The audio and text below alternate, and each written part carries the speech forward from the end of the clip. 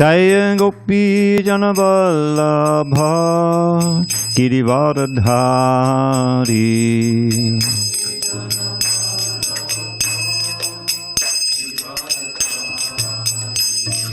Yashodanandana Brajana Ranjana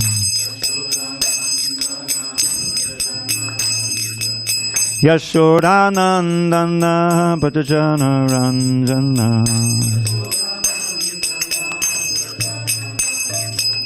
Yamuna Tira Vanachari Yamuna Tira Vanachari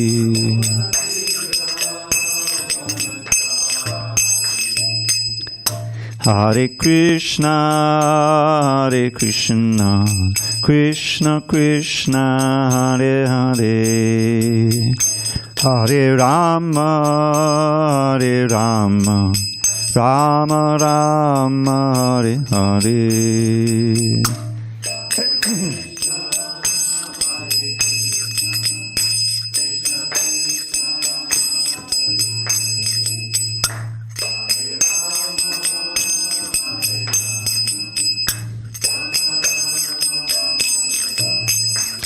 Hare Krishna, Hare Krishna, Krishna Krishna, Hare Hare, Hare Rama, Hare Rama, Rama Rama, Hare Hare.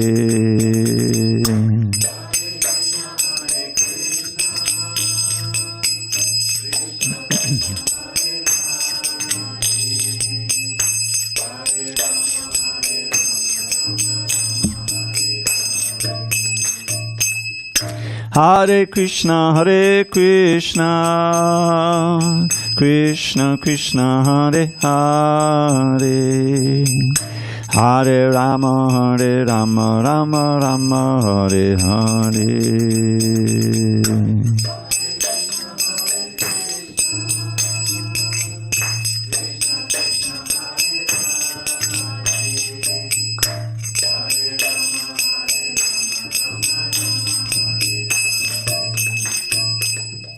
Jaya Radha Madhava Kunja Bihari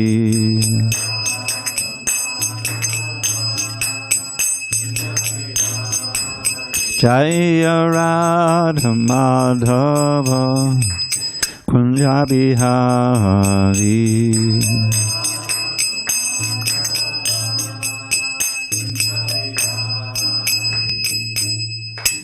Jai Mr. Pad Paramahansa Parudikacharya Astotra to the Sri Srimad Divine Grace Srila A.C. Bhaktivedanta Swami Prabhupada Ki Jai ISKCON BBT Founder Acharya Srila Prabhupada Ki Jai Jai Om Vishnupad Paramahansa Parudikacharya Astotra to the Sri Srimad Divine Grace Srila Bhakti Siddhanta Saraswati Thakur Ki Jai Ananta Koti Vaishnavindra Ki Jai Namacharya Srila Haridas Thakur Ki Jai Srimad Bhagavad Gita Ki Jai, Samaveda Bhaktivinoda Ki Jai.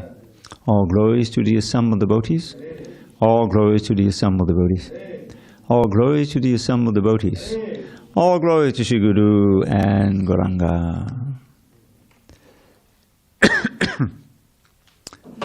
Jugal Kishore, can you open this door back here?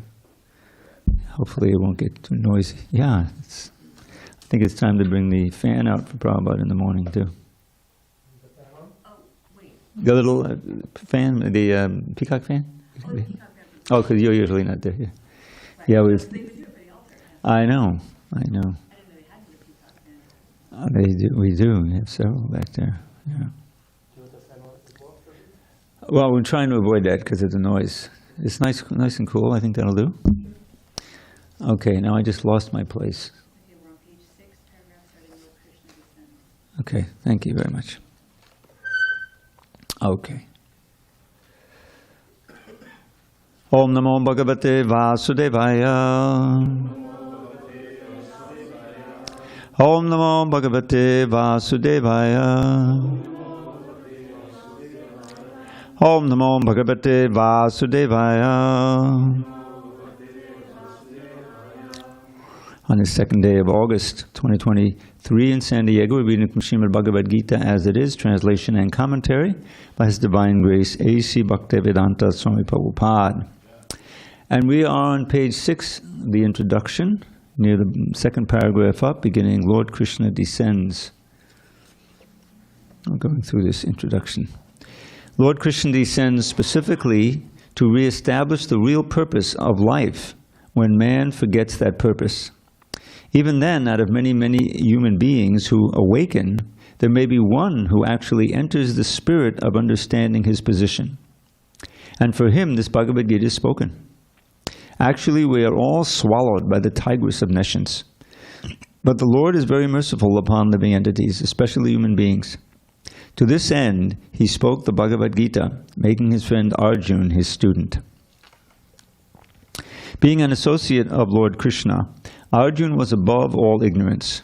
But Arjuna was put into ignorance on the battlefield of Kurukṣetra just to question Lord Krishna about the problems of life, so that the Lord could explain them for the benefit of future generations of human beings, and chalk out the plan of life.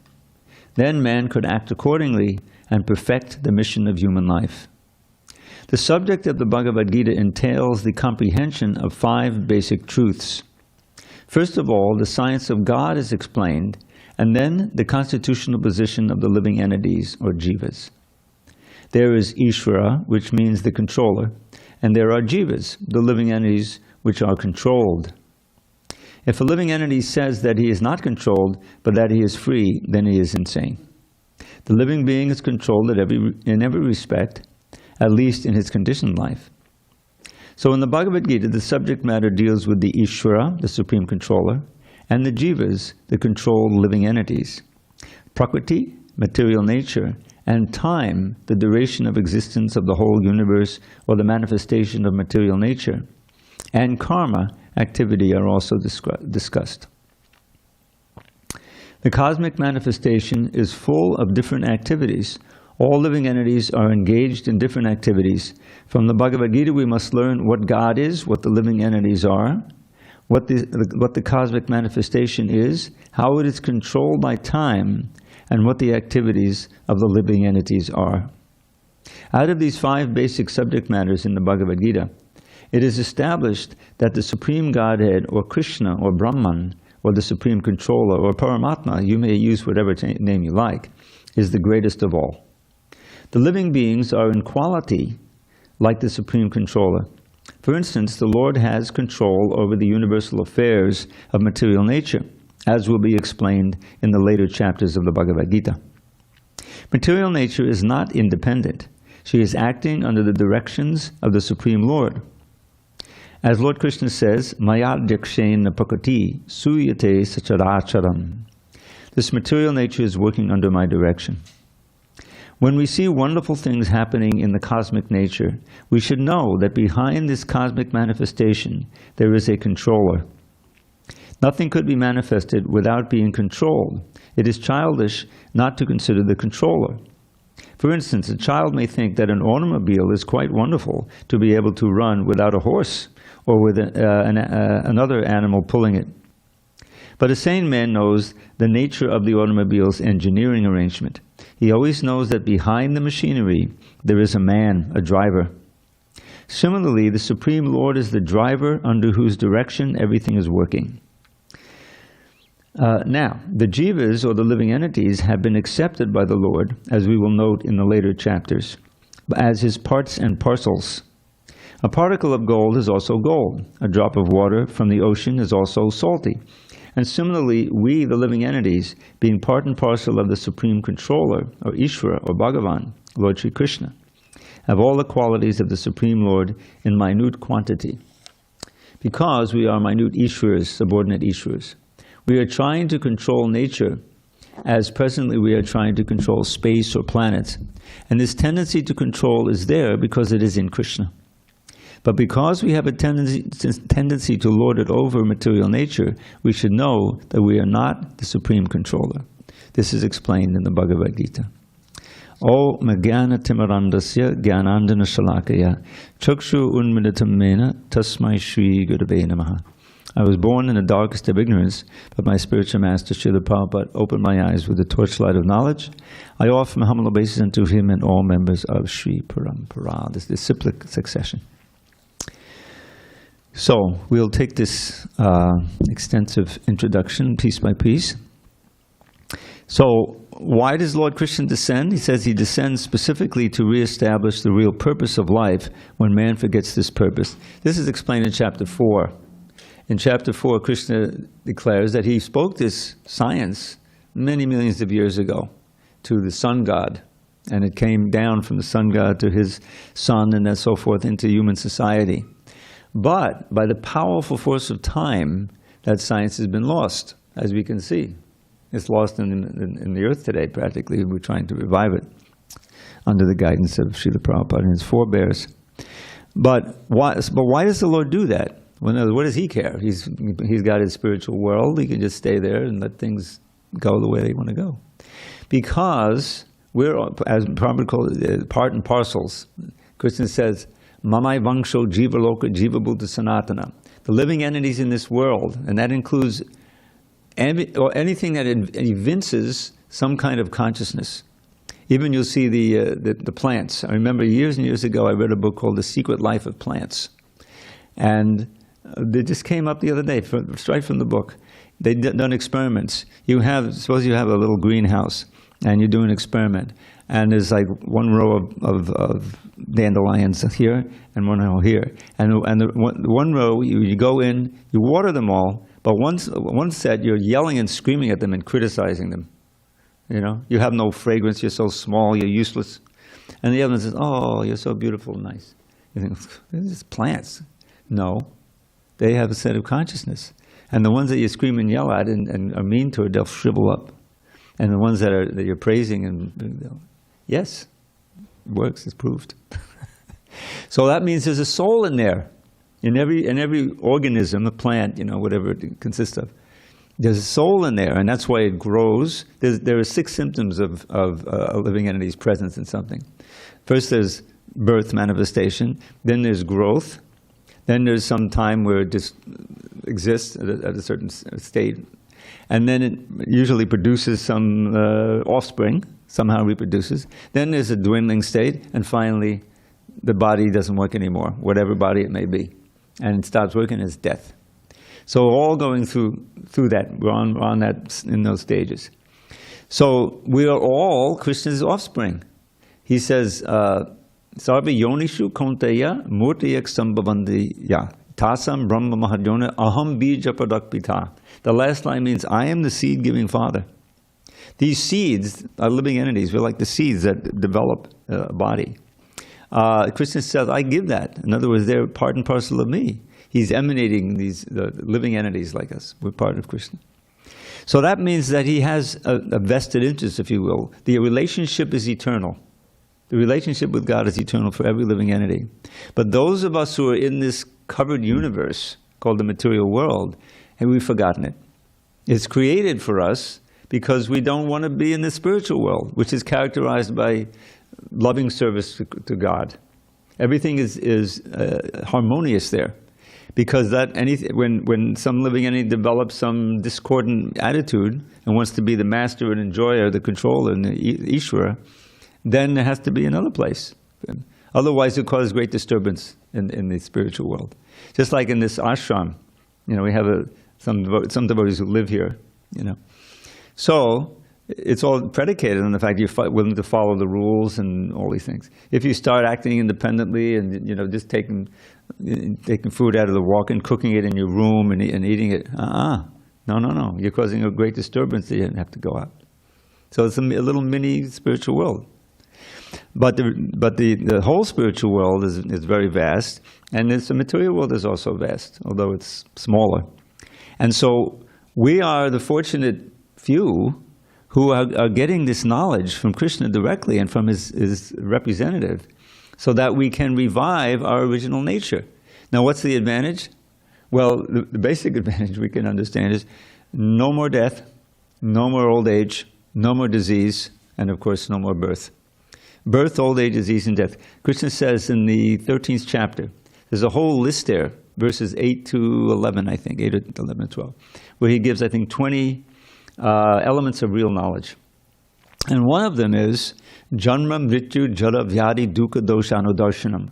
Anudarshana means to consider and never let it get too far away from your consciousness, these difficulties, built-in difficulties in material life. Birth, I like to put them in order. Birth, old age, disease, and death. And this is called the round of samsara. We've been on this wheel for ages. And it's not pleasant. None of those things is fun. We forgot birth, but it's described in the Bhagavatam. Mercifully, we forgot it. You imagine remembering being cramped up there, for 9 months, and then, the birth is traumatic not only for the mother but for the child also, and then being completely helpless. And it's truly a very difficult situation.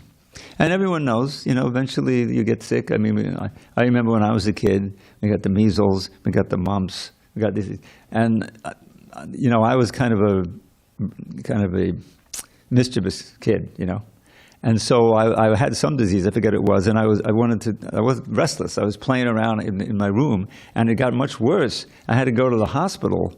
I was in the hospital. I had some kind of a disease in my spinal column, and if it reached the brain, I would be messed up for life. And so I was in there, separated from my family. I had an older brother, and I had my mother and father. They couldn't come to see me because my immune system was low. So luckily I was on the ground floor, and I saw them once a day. They would come, and I could see them out the window. And I'm just like 5 years old, 5, 6 years old, Now that was very traumatic, and I remember it as such. And the most traumatic part was that in order to cure me, they had to inject something into the spinal column to kill it. So you can imagine a kid how restless he is. So one nurse sat on me. I could hardly breathe, to keep me still. So that was traumatic. I came out, and they gave me an electroencephalograph to make sure my brain is working. My father was so nervous. He thought, oh, I must have some brain damage and everything. But no, I was okay. I remember he gave me a little pistol, one of these cap guns. So that was traumatic, and so many kids go through traumatic things. They don't come out of it. It's like that. So that's the material world. It's very unpredictable. You never know.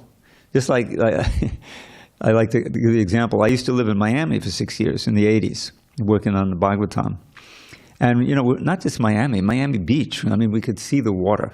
I was as close, right, the beach. Here, we have to walk 2 blocks. And there was no danger of an earthquake. That wasn't the danger. The danger was hurricanes, And so at a certain season, everyone's watching the weather forecast very carefully. And when the hurricane blows up, you either have to batten down the hatches or get out of there if it's really bad. So that's a natural disturbance. It's one of the miseries that are just inevitable in this world. It's called, it even has a name, official name, Adi Daivik. Daiva refers to the devas, refers to the gods, refers to nature, natural disasters. This heat wave is natural, but I like to point out, sorry, I'm kind of repeating myself with some new people, is that they kind of overlap. You've got Adi Bhautik, Adi Daivik, and the Adhyatmic, okay? Adhyatmic, we're all very familiar with them, maybe not with the names. Headache.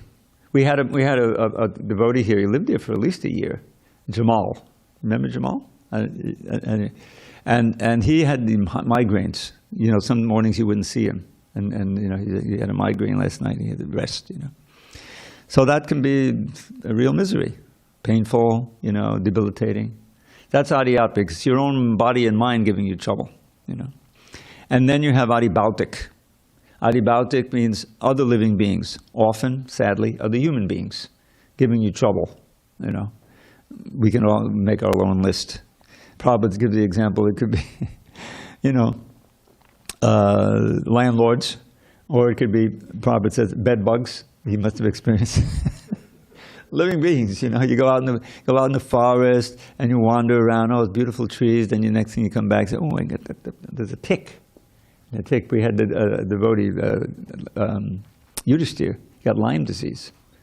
Yeah, it was chronic for years. Just from a little bite from an animal. Yeah. You go to Mayapur. Oh, I'm in the Dham. I say, what is this? The swarms of mosquitoes. They don't care if it's the Dham, you know. So that's, we all know about that. And then Adibhautik and Adidaivik, you know, the natural disturbances. So they're always threatening, and that anxiety about them itself is a misery. You know, is it going to come? And the heat, I mean, how many have been looking at the weather report? You know, we know there's all these heat waves going on. You know, just a few miles is Phoenix. I used to visit Phoenix once a year. There's a nice temple there. 110 for the whole month or more. Yeah, and not cooling off at night. You know, and of course, right here on the edge, you look at the map. There's a little sliver right there where San Diego is. You know, it's 74. You know, 8 to 80. We're very fortunate. But that's another thing, and it's exacerbated by human activity, because you keep pumping out these greenhouse gases, and then, as the scientists predicted, yes, you're going to heat. They can trap more of the sun's heat, and it's heating up, and there's only a certain, you know, too cold, too hot that we can tolerate. Beyond that, you can't live. So this is material life. It means that it's a hard struggle for existence. Yes, alleviated by some pleasures, family life, this and that, you know. But that's all temporary, and eventually you have to suffer. It comes to an end. And what determines your next life? This is the first lesson, and such a revolutionary idea, if we can accept that we as soul are eternal. We ourselves are eternal. The body, which is just like a vehicle or a set of clothes, whatever you want to say, it's temporary, and we lived before and we'll live again. That changes the whole calculus. Because the normal, you know, the usual thing is to think, well, okay, I've got so many years, and I'm fortunate, you know, I have a decent brain, so let me work hard in school, I'll get a degree, and I'll get a good job, and in this way I'll prosper and make plans for your future, you know, like that. So that's material consciousness. You're not thinking about life after death. You don't believe in it. You know, as far as life before birth, who knows? All I know is what I can see in here. But that's a tragedy, because human life is so rare. I mean, there's only 8 billion of us. As I like to point out, there's probably 8 billion, you know, ants on this block. Let me take a few blocks. We're a real small minority. And among human beings, there's a relatively very small amount who are even interested in some subject matters, especially in this age, let's face it. Krishna says, right there in the 7th chapter, Manushyanam sahasreshu kaschit yadati siddhaye yadatam abhisiddhanam kaschin mam veti tattva. Out of thousands and thousands, millions of human beings, very, very few try for perfection or are interested in these kind of subject matters, trying to achieve liberation from birth and death, or, you know, self-realization, say, not even knowing what to call it. And of those who strive, a very few actually know me in truth. So we have a great chance. In other words, we have an opportunity. We don't want to waste time. That we have a whole line of realized souls, beginning with Srila Prabhupada, his spiritual master, Bhaktisiddhanta Saraswati, Bhaktivinoda Thakur. They've left such wonderful books that we can read, Bhaktivinoda Thakur's Jaiva Dharma and his commentaries on Manak Shiksha and so many different things. And of course, Srila Prabhupada's books are especially meant for a worldwide audience. So we have that opportunity, and the Bhagavad Gita, Prabhupada is now giving us a little outline. So let's just review these 5 subjects, because all of these are important to know in truth. First is the Ishvara. Now, Krishna is called the Ishvara, not just the Ishvara, though, the Parama Ishvara, or Parameshvara, because we're also Ishvaras. We have our own little apartment or something, right? And we have a little bank account. We can control a certain little corner of the material energy. But obviously, we're not supreme Ishvaras. We're also controlled by higher powers. This pandemic, as horrible as it was, it kind of was a wake-up call. We made a lot of devotees during this pandemic. Most of the devotees.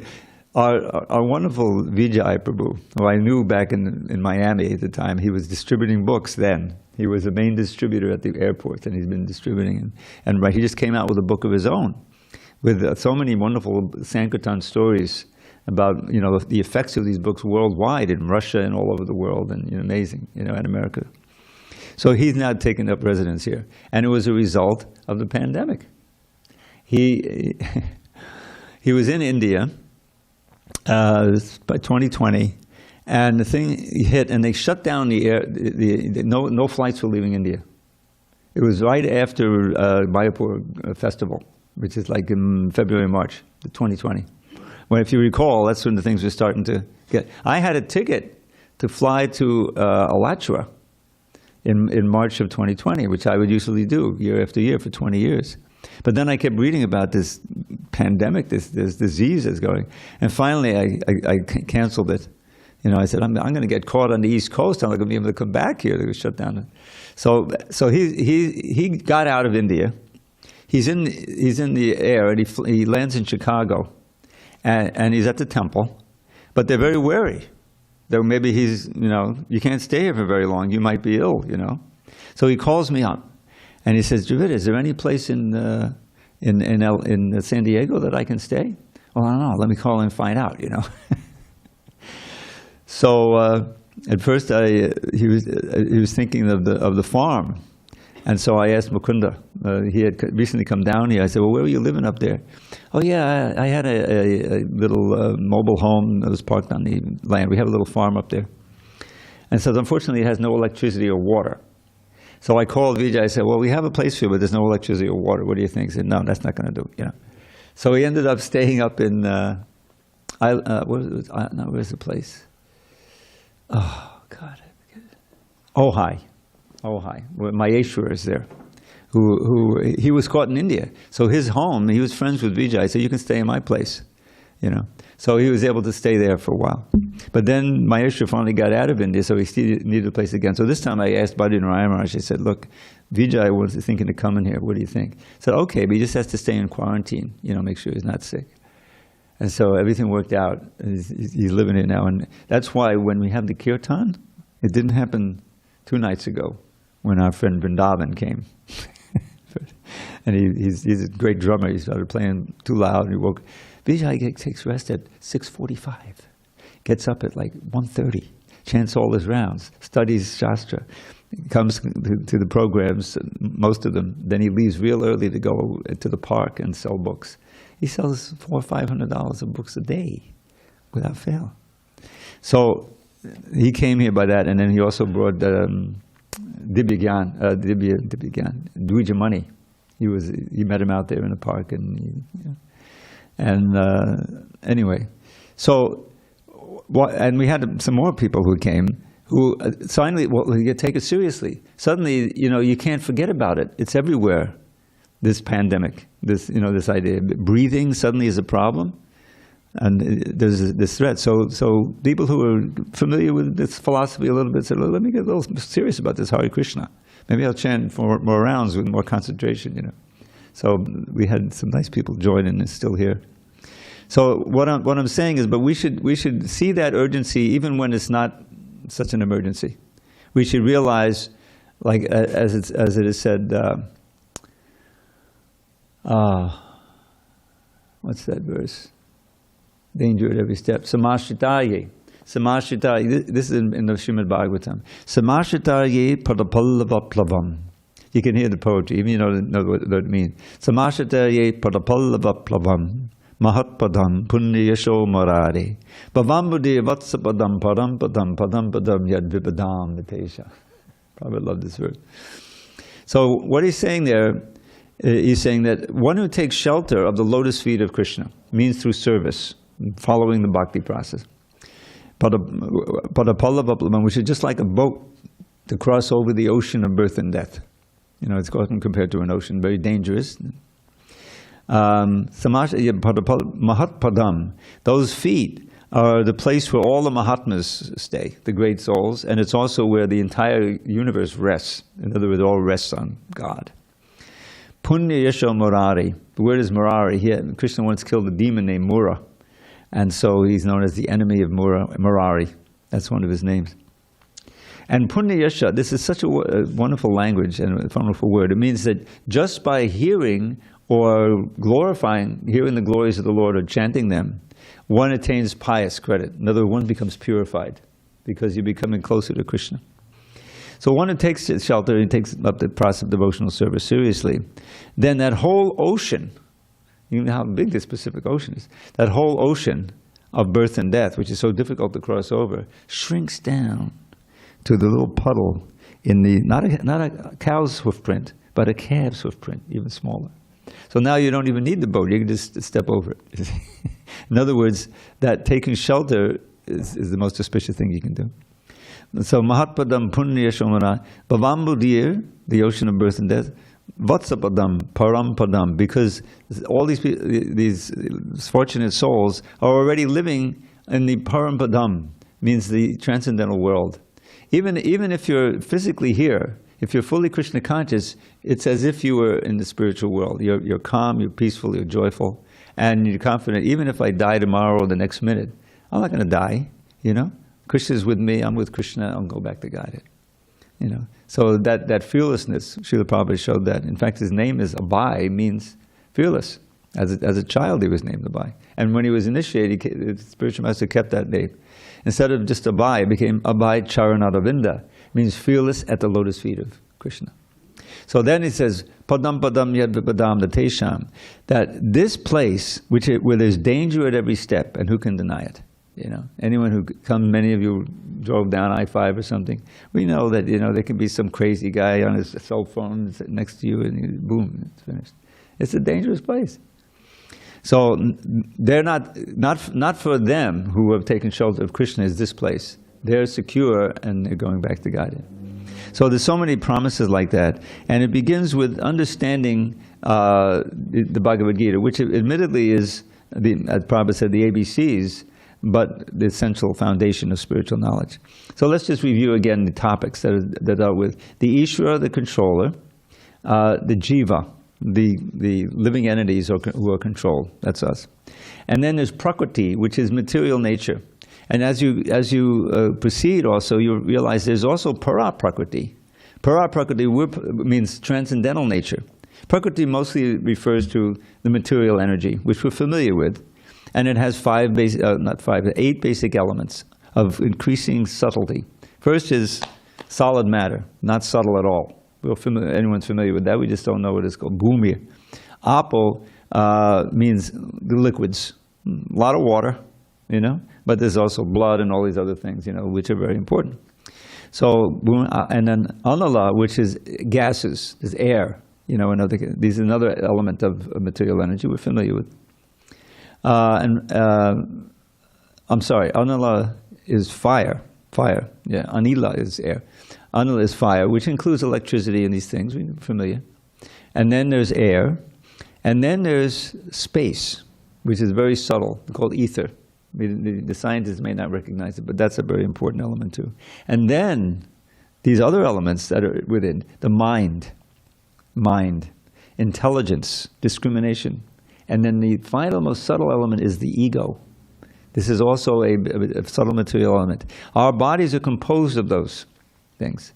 We certainly know all of us has a mind. I can't see your mind, you can't see my mind, but we all have a mind. We all have an intelligence, discriminating factor, and we all have a sense of self. In the ignorant state, it's based on the body. Someone says, well, who are you? You know? So you pull out your license, and there you are. You've got your picture, you got your hair color, eye color, you got maybe your weight, you got your address. That's all where your body is.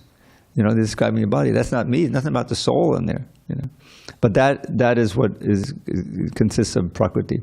So we have the Ishvara, the Jiva, the living entity, minute, and the Prakriti, the material energy, and the spiritual energy. We're part of the spiritual energy, Krishna's spiritual energy. And then comes activity, karma, right? And we're very familiar with it. It can be subtle activity, mental activity, but it's all things that we do and that we aspire for. And finally, kala, time, which is Krishna's energy is pushing everything forward. You know, you can't stop it. So in the Bhagavad Gita, Krishna will talk about all of these. At one point he says, I am time. This movie came out, right? Oppenheimer. He read the Bhagavad Gita. And when that first bomb exploded in Alamogordo, New Mexico, was it? I think. Not too far east from here.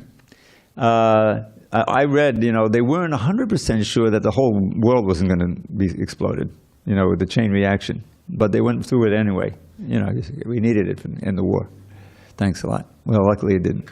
But when it exploded, he chanted a verse from Bhagavad Gita, 11th chapter. Kalosmi loka chayakrit pravidho. I forget the rest of it. But he says, Arjuna asks, who are you? Because Arjuna wanted to see the universal form.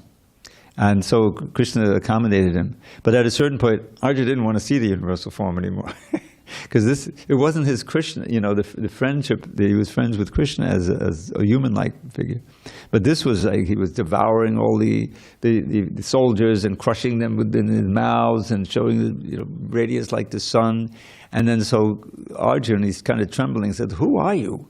And he says, Kalosmi loka chayakrit pravidho, I am time, you know, destroyer of the worlds. It's in the movie, something like that, you know. And it's true, time pushes everything toward destruction, isn't it? So in the time that we have left in this body, and the time of each day, we have to use as much as possible and take the seriousness of it to develop our Krishna consciousness so that we can leave this body successfully, meaning not come back. There's this book, some of you are familiar with the books, you know, Coming Back. You ever see, there's a book about reincarnation.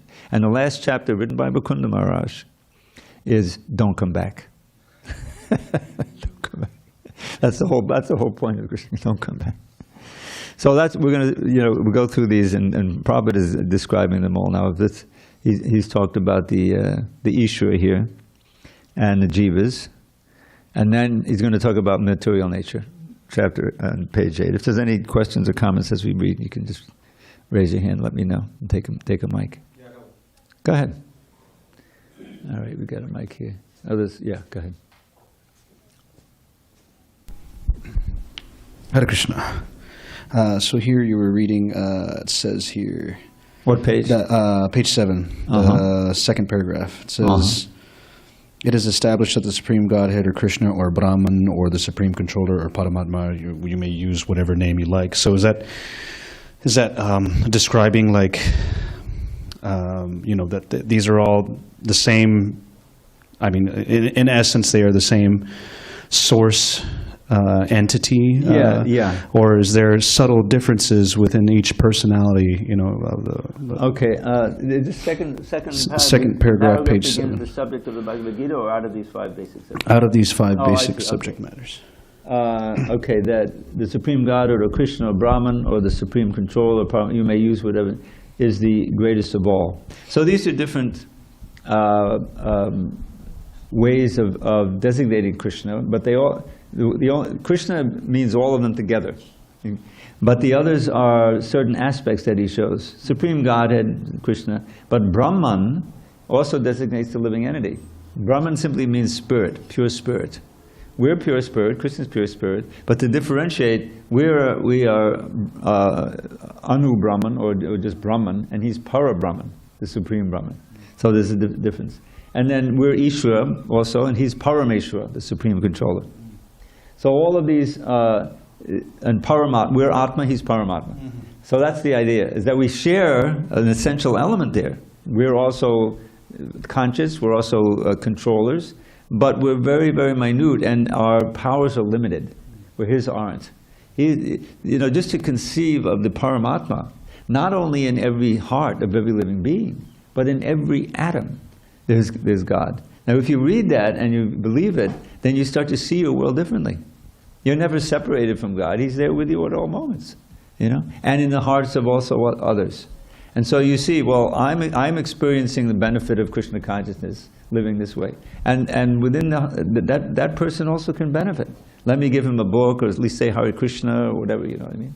This sense of oneness is really the only way in which there can be peace in the world, where you see through the superficial designations, and you see the oneness. I'll tell you, you know, I've been to Mayapur quite a few times during the festival, meaning the Gaur Purnima festival. This is where they're building this incredible temple, the TOVP. And last few times, you see more and more devotees, way outnumbering like Americans, because it's so close. Russia, it's right there, you look at the map, you know. And a lot of Russians came, and then we saw quite a few Chinese, and then from all other countries. you know, of course a lot of Indians, you know. And you see this is, and then when you're in a big kirtan, you're not worried about that. You know, you're not saying, oh, I'm over here on the Russian side. You guys said, no, it's like that. Everyone's dancing together. And you just realize, oh, we're just all service of Krishna. These are just different, you know, clothes I got on. Krishna compares the body to a set of clothes. When it gets too old, you throw it away. Right? Vasangsi jinana yata vihaya. You give up the old clothes, and then you get a new set of clothes. You give up the old body, and you get a new body. You know. But if you want to get the best set of clothes, you know, you want to get a permanent set, you know, spiritual body. Then you don't discard it because it never gets old. So just to, I guess, add real quick, could that be what that statement is, I guess, the essence of transcendentalism or non-sectarianism or both, you know, like? Well, it's definitely the essence of non-sectarianism. To see the spirit soul and to look, you know, past all of the other designations. Oh, you got a blue shirt on? Forget it. I don't speak to people who have a blue. I mean, that's you know, the logic of it. You know, and when you're in a community or you're in a society where people are living that, and they're cutting through all of these superficial designations that people, you can see how wonderful it is that you're on a spiritual plane. You know, we're all glorifying Krishna together, and we're all experiencing the bliss of Krishna consciousness. So you know, this just cuts through all of the craziness.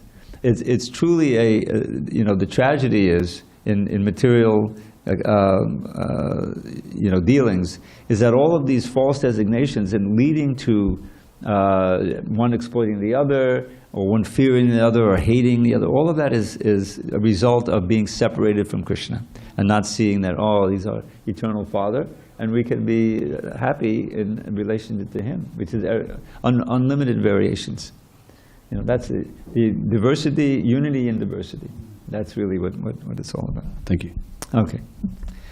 Jalatala, where are we? Page 8, what is material nature? Material nature itself? Oh, what is material nature? Okay. Second paragraph, page 8. What is material nature? There is this is also explained in the Gita as inferior prakriti, inferior nature. The living entity is explained as the superior prakriti. Prakriti is always under control, whether inferior or superior. Prakriti is female, and she is controlled by the Lord just as the activities of a wife are controlled by the husband. Prakriti is always subordinate, predominated by the Lord, who is the predominator. The living entities and material nature are both predominated, controlled by the Supreme Lord.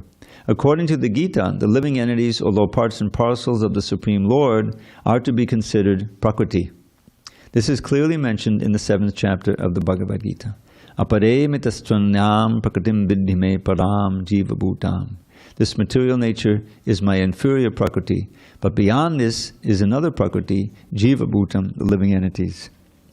Material nature itself is constituted by 3 qualities: the mode of goodness, the mode of passion, and the mode of ignorance. Above these modes there is eternal time, and by a combination of these modes of nature and under the control and purview of eternal time, there are activities which are called karma. These activities are being carried out from time immemorial, and we are suffering or enjoying the fruits of our activities. For instance, suppose I am a businessman and have worked very hard with intelligence and have amassed a great bank balance. Then I am an enjoyer. But then say I have lost all my money in business, then I am a sufferer. Similarly, in every field of life, we enjoy the results of our work, or we suffer the results. This is called karma. Ishvara, the Supreme Lord, Jiva, the living entity, Prakriti, nature, Kala, eternal time, and karma, activity, are all explained in the Bhagavad Gita. Out of these 5, the Lord, the living entities, material nature, and time are eternal. The manifestation of Prakriti may be temporary, but it is not false. Some philosophers say that the manifestation of material nature is false, but according to the philosophy of the Bhagavad Gita, or according to the philosophy of the Vaishnavas, this is not so. The manifestation of the world is not accepted as false, it is accepted as real, but temporary. It is likened unto a cloud which moves across the sky, or the coming of the rainy season, which nourishes grains. As soon as the rainy season is over, and as soon as the cloud goes away, all the crops which were nourished by the rain dry up. Similarly, this material manifestation takes place at a certain interval, stays for a while, and then disappears. Such are the workings of Prakriti. But this cycle is working eternally. Therefore, Prakriti is eternal, it is not false. The Lord refers to this as my Prakriti. This material nature is the separated energy of the Supreme Lord. And similarly, the living entities are also the energy of the Supreme Lord, although they are not separated but eternally related. So the Lord, the living entity, material nature, and time are all interrelated and are all eternal. However, the other item, karma, is not eternal. The effects of karma may be very old indeed. We are suffering or enjoying the results of our activities from time immemorial. But we can change the results of our karma or our activity, and this change depends on the perfection of our knowledge. We are engaged in various activities. Undoubtedly, we do not know what sort of activities we should adopt to gain relief from the actions and reactions of all these activities. But this is also explained in the Bhagavad Gita. So, very important information. Everything depends on what we do, which will determine our fate. But what we do depends on our knowledge. When you act, you're acting with your understanding. Okay, I know I got to put my key in the car, and I got to drive to this place, and I get some salary or whatever it is. I know that. That's good, and then with that, then I can maintain myself. So, but that's that's kind of functional knowledge. That's immediate knowledge. But what about the knowledge of what should be my actual goal in life? What should be my aspiration? Prahlad Maharaj speaks of this in his prayers to, actually in his instructions to his father. He says, it's very instructive, three verses, very instructive. First he says, Matir na Krishne padatak svatova mito vipadyete griha bhatanam hadanta gobe vishatam tamisram punak punaschar vidacharvananam. That last line is classic. So he's telling his father, he says, Father, don't worry, you're not going to become Krishna conscious. His father was a big demon. Matir na Krishna means putting your mind on Krishna. Matir na Krishna, who cannot put his mind on Krishna? Those who have taken a vow to try to enjoy materialistic life, you see. Padatak svatova, either by their own efforts or by getting together. Someone may wander in, says, oh, that doesn't, it's happened sometimes. They wander in for 5 minutes and, oh, excuse me, and wander out and you never see them again. It's not computer, it's not, content. Happens all the time. Mito vipadyete griha vartanam, those who have taken this vow to enjoy material life. Adanta gobhir, the senses are out of control. This is a major thing, and you're taking your mind here and there. Vishatam tamisram, therefore they're entering deeper and deeper into the darkness of ignorance.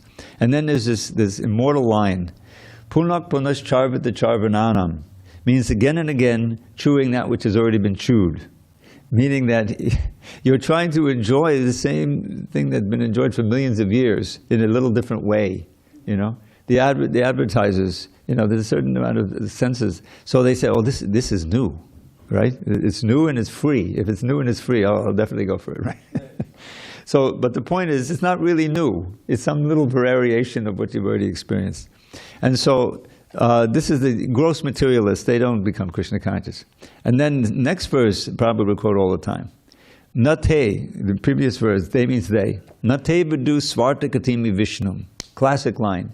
It means they do not know that their ultimate goal, swa-arta, means the goal of the soul, not just something of the body, temporary, but eternal. Swarta is Vishnu, is God. That they don't understand that their goal in life should be to understand God and reestablish the relationship.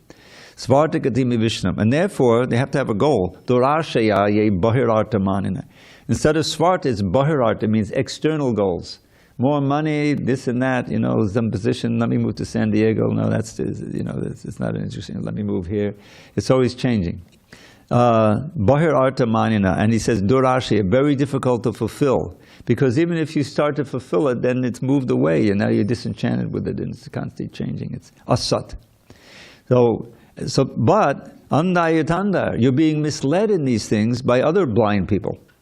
Beginning with, let's face it, material parents. They're doing the best that they know for the child, but they're keeping you bound up in this relative world. So Andayatanda Upaniyamana, and everybody stays bound up by the three ropes of material nature that Krishna does. So what's the solution to this? Prahlad says, very important. Naisham atistavad hurukkamanging spishityanata pakamo hirarta mahiya sampada radobhishekam nishkinchananam navanita yavat. Here he's speaking about the importance of the guru. Now Prahlad Maharaj had a very interesting training lesson. he was trained by Narada when he was still in the womb. You know, Narada was preaching to his mother. She was worrying about her husband, who was, you know, she wasn't hearing very much. But Prahlad was in the womb, and he was trained. He came out as a pure devotee, great devotee, meditating on Vishnu. So, naish na aisham. One cannot solve this problem until he is like a metaphor, bathes himself in the foot dust of a pure devotee, meaning to find someone who's realized and to follow the instructions. And when we read Prabhupada's books, we're associated with Prabhupada in the most important way, hearing the words, the instruction, which you'll see as we read through. He's always quoting. It's always, everything he's speaking is parampara. He's not making anything up. So that association, and if we can come to the point of actually attuning our lives to following the footsteps and instructions of a great devotee, then we can start to awaken, you know, be fortunate few. So that's, let's see, how do we get there? Yeah, those five. So Prahlad, I think I quoted him on the ordinary life, where people don't understand that the goal of life is Vishnu. They have all of these intermediary material goals, which ultimately just keep us bound up in birth and death. So we want to get past that. Uh-oh, we ran out of time. How did the time go so fast? Can I? Oh, go ahead. Okay. I had a question regarding the concept of prakriti. Yeah. It sounds like it's describing like limited free will, and really the only decision that it comes down, the only will that we have is to either devote ourselves to the Lord or not.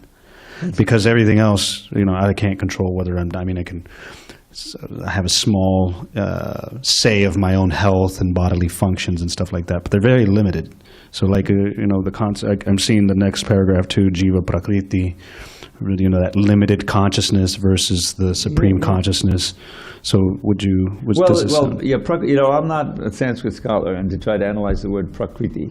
I mean, Krita, you know, it has in the word, you know, karma and activity, because Prakriti is energy and it's always moving. But Prakriti is eternal, but it's not always manifest. You know, this is the idea, is that now we're in this manifestation and we can see and we can hear, you know, everything is there. But when the destruction takes place, the fire and the flood, you know, and everything is eventually, you know, all the jivas as well as the material prakriti is drawn within the body of Mahavishnu for a long time. So where is prakriti? You know, it's unmanifest, but it's still existing there as the energy. And then eventually, when he's breathing out, you know, the creation takes place, Prakriti starts to manifest the universes and all these different things. And the living entities who are also Prakriti, Para-Prakriti, they're also coming out, and then Brahma has the big headache, or should I say headaches, of trying to give a range for all of these living entities to get bodies, right, so they start their karma again. So you read in the second canto and other places, you know, and it's not such a smooth operation. You know, he has to have progenitors, you know, and so he starts with the four Kumaras, and they don't want to get entangled, you know, so they keep themselves by their spirit, by their mystic power as little children. They're very, very wise, but they look like, you know, 5-year-olds, 6-year-olds, you know. So he gets angry, and he gets between his eyebrows comes Lord Shiva. And then the whole, it's a kind of a hit or miss thing that's going on with him, you know, creating. So that's gradually, all the living entities get their bodies again, you know, and it goes on. So it's a big cycle, you know, it takes millions and millions of years. But Krishna doesn't just abandon us here. He always manifests different incarnations, and he speaks the Bhagavad Gita because he's interested in drawing those who are receptive back home, back to Godhead. So that's what this whole movement is about. But I wanted to leave at least a minute or two for a poetic coda. Okay. So, all right, here's one of my favorites, prayers. There's so many beautiful prayers. All M's. Every word begins with an M. Matodesha madhudi mayamadava mudadi matallika mugdha. Mama mandana mohana mudama dayamanaso maha maha moham. O Master of Mathura, that's Krishna. O Master of Mathura, lovely Lord of Goddess Shri, who play such maddening melodies upon your Murali. O Cupid's charmer, please redeem a life till now misspent by joyfully destroying my extreme bewilderment. And he's answering our prayers. He's giving us Bhagavad Gita class. So we will reconvene on Monday, and you're all welcome to come. All glories to Srila Prabhupada. Hari Hari Bol. And don't forget, Sunday, go to LA somehow or other for Rath Yatra. Should be a lot of fun. And Jalatala, you keeping track of where we are? We're on page 9, I think, somewhere. All right. I'm relying on you to. Yeah, this is a book with a bookmark in it.